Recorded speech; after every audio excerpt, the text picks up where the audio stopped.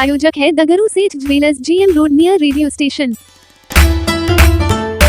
मिथिला विश्वविद्यालय के jubilee hall में राजनीतिक विज्ञान विभाग के द्वारा जेपी के जन्म जयंती पर एक दिवसीय कार्यक्रम का किया गया आयोजन। बुधवार को मिथिला विश्वविद्यालय के राजनीतिक विज्ञान विभाग के विभागाध्यक्ष प्रोफेसर मुनेश्वर यादव की अध्यक्षता में जुबली हॉल में जेपी के जन्म जयंती पर एक दिवसीय राष्ट्रीय कार्यक्रम का आयोजन किया गया। इस कार्यक्रम में मुख्य अतिथि के रूप में मिथिला विश्वविद्यालय के कुलपति प्रोफेसर सुरेंद्र प्रताप सिंह ने कहा कि वैसे तो लोकनायक जयप्रकाश नारायण भारतीय राजनीति में सदैव प्रासंगिक रहेंगे, लेकिन जब जब सत्ता निरंकुश व अराजक होगा तब तब जेपी के संपूर्ण क्रांति को याद किया जाएगा। तो वहीं अपने अध्यक्षीय उद्बोधन में प्रोफेसर मुनेश्वर यादव ने कहा कि आज हर्ष का विषय है कि हम लोग जेपी साहब के जयंती पर आज यहाँ एकत्र हुए हैं। आज राजनीतिक विज्ञान विभाग की ओर से एक दिवसीय राष्ट्रीय कार्यक्रम का आयोजन किया जा रहा है।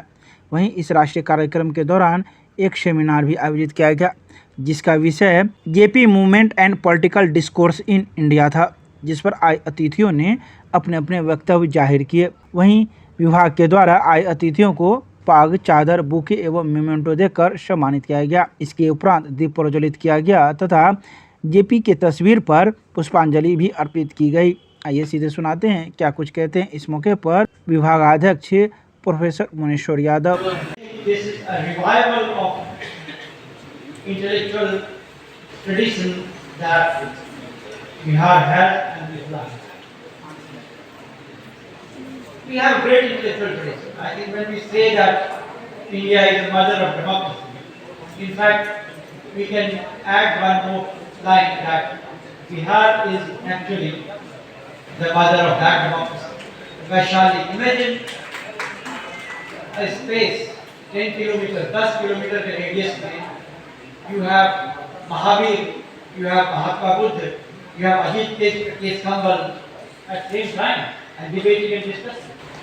So it's a great tradition. I do work on intellectual traditions and particularly intellectual tradition in Bihar, Mithila region and also Vaishali. I think this is a great place. And no wonder why a person like Jayaprakash Narayan was born in Bihar. As you know, we are individuals, we claim that we know something, but that knowledge is not ours. We acquire from the collective consciousness. And Jayaprakash Narayan's democratic consciousness, I see, had a root in Bihar's history. आज एक राष्ट्रीय संगोष्ठी का आयोजन किया गया है। यह विश्वविद्यालय राजनीति विज्ञान विभाग ललित नारायण मिथिला विश्वविद्यालय के द्वारा आयोजित किया गया है और इसमें विश्वविद्यालय का स्पॉन्सर्ड यह प्रोग्राम है, समर्थित यह प्रोग्राम है और संपोषित प्रोग्राम है। इसमें हमारे हिंदुस्तान के कई नामचीन विश्वविद्यालय से उद्भट विद्वान आए हैं।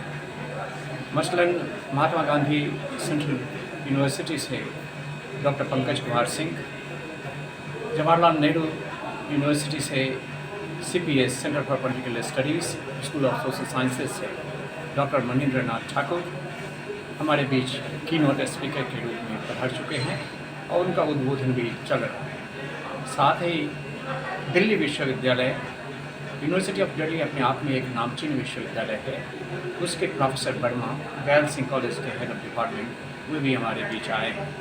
दरअसल लोकनायक जयप्रकाश नारायण, आप सभी जानते हैं कि भारतीय राजनीति को आंदोलित उद्वेलित कर दिया, बदलाव ला दिया और ये जो बदलाव है ऐसा लगता है, ऐसा प्रतीत होता है कि भारतीय राजनीति की पहचान जो पहले थी और अब जो उसकी पहचान और अस्मिता है, आइडेंटिटी है, उसमें भारी बदलाव आया।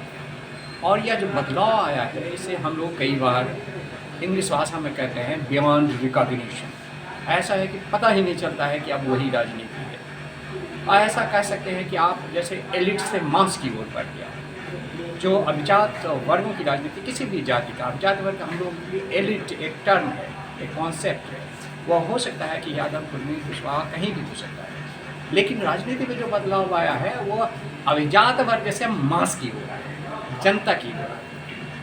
तो जिसे मैं कहता हूँ कि वॉइसेस फ्रॉम बिलो, नीचे से आवाज़ आ रही है। इसको हुक्मरान को भी समझना चाहिए, प्रशासक को भी समझना चाहिए, और शिक्षा के जगत के जो लोग हैं, जो रिसर्च करते हैं, अनुसंधान करते हैं, उन्हें भी समझना चाहिए कि वाकई में ये परिवर्तन क्या हुआ। दूसरी बात, जो भारत में जो राजनीति हुई, राजनीति में जो राष्ट्रीय फलक के नेता थे, जो पूरी मानवता की चिंता करते थे, मसलन आज क्लाइमेट चेंज है तो क्लाइमेट चेंज को लेकर परिवर्तन होगा, जेंडर जस्टिस को लेकर परिवर्तन होगा, पूरी मानवता की सोच रखना और संकीर्णताओं से ऊपर जाना, उसमें 2 या 3 राष्ट्रीय नेता हमारे पास थे। राष्ट्रीय नेता का मतलब ये नहीं जो BBC लंदन से जिनका कोटेशन है, राष्ट्रीय नेता से था महात्मा गांधी, जो किसी दल से ऊपर चले गए थे, आचार्य विनोबा भावे, जो किसी दलीय राजनीति से ऊपर चले गए थे, उसी तरह लोकनायक जयप्रकाश दलीय राजनीति से ऊपर थे।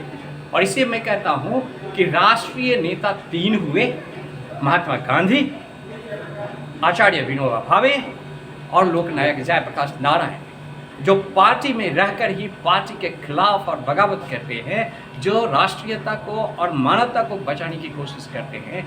इसलिए उनके चिंतन की प्रणाली को सोचना होगा। उन्होंने जो कुछ लिखा उसका एक कालोचितता हो सकती है, वो समयबद्ध हो सकता है, लेकिन चिंतन प्रणाली की जो धारा है उसे मैं डायनामिक्स ऑफ हिज थॉट, उसके विचार में जो गतिशीलता है उसको समझने, गति विज्ञान को समझने की ज़रूरत है। इसके लिए हमने छात्र छात्राओं को और शोधार्थी को अभिप्रेरित करने का काम किया है, अनुप्राणित करने का काम किया है। मुझे लगता है कि यह सफल होगा। आप सबों की शुभकामनाओं के साथ धन्यवाद। आपका परिचय? मेरा नाम प्रोफेसर मुनीश्वर यादव है और मुझे दायित्व दिया गया है कि विभाग की अध्यक्षता करूं। इसके लिए मैं विश्वविद्यालय प्रशासन के प्रति भी आभार व्यक्त करता हूं। धन्यवाद।